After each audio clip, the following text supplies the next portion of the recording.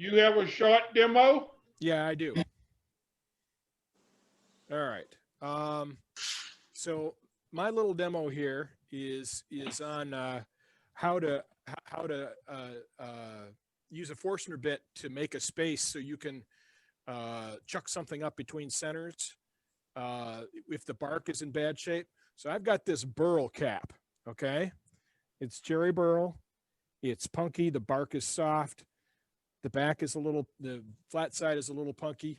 And I want to put it between centers so I can put a tenon on this side because I want to turn this side. Okay. So what I'm going to do, this thing's out of focus.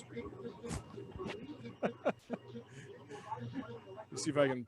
All right. Anyway, this is the burl cap. So what I'm going to do is I'm going to put a Forstner bit in my drill and drill a space for it. I'm going to pick a spot on my burl and drill it. So I got a quarter drill here. And this Forstner bit is just a little bit bigger than my stub center here is. So I'm going to pick a spot that I want to be centered here. Move this a little bit out of the way.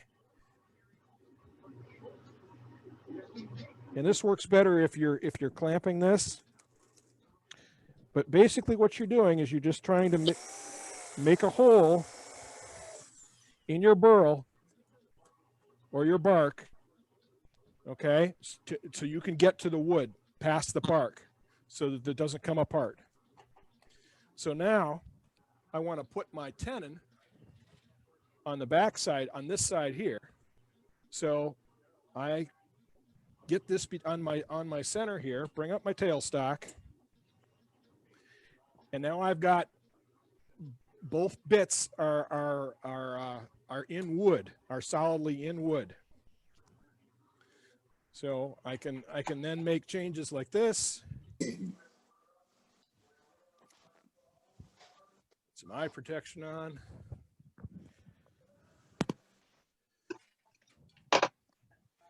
And I can begin to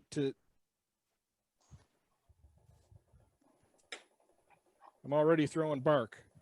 So I want to make my tenon about there.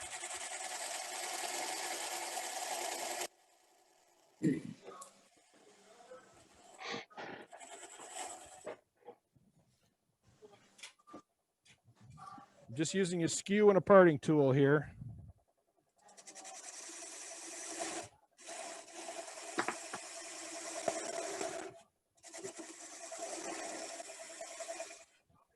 He's on there tonight, but he never did answer me. What's that? They were asking about your step drive. It's a basic step drive. I just got it. I'm just holding it in my. So there's my tenon. It's a basic step drive. It's got a number 2 MT, and I've just stuck it in the chuck. Looks like that. Okay, this works with a spur drive or anything else. The bottom line is you need a purchase for your stub or your spur, and you can make it with a Forstner bit. Okay. So and then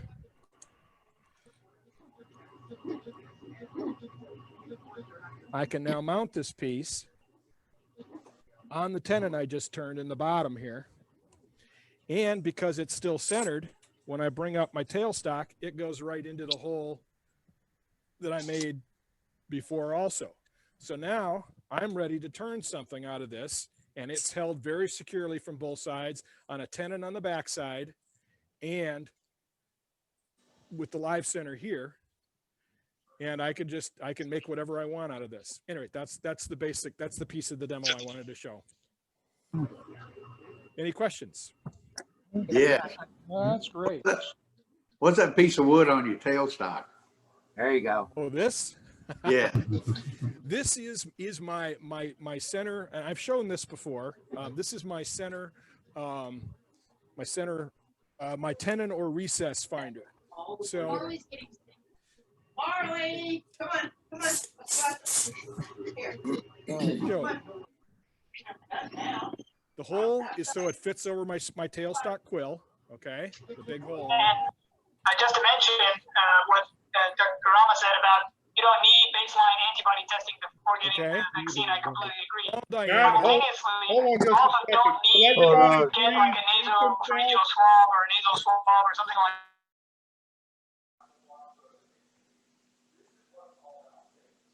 that. Unmute myself.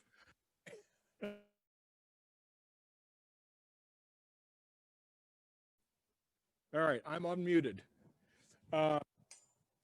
The small diameter is my chuck size, okay? My tenon for tenons.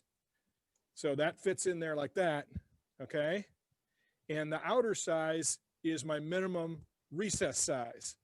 So I can eyeball it it's just sitting here in my tailstock. I can eyeball my tenon or my recess very quickly with this.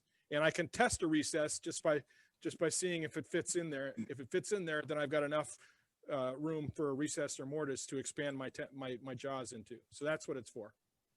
Good idea. Great Yeah, there's tip, some Matt. there's Thanks some for much sharing. more elaborate ones out there, and I was like, I tried a couple of them with and you know, things that were screwed into here, and I was like, you know, there's a much simpler way to do this. That was a good tip, Matt. Thank you for your time. You're welcome. Anything else? Well, let's see. Dane, are you ready? Yeah, let's try it again.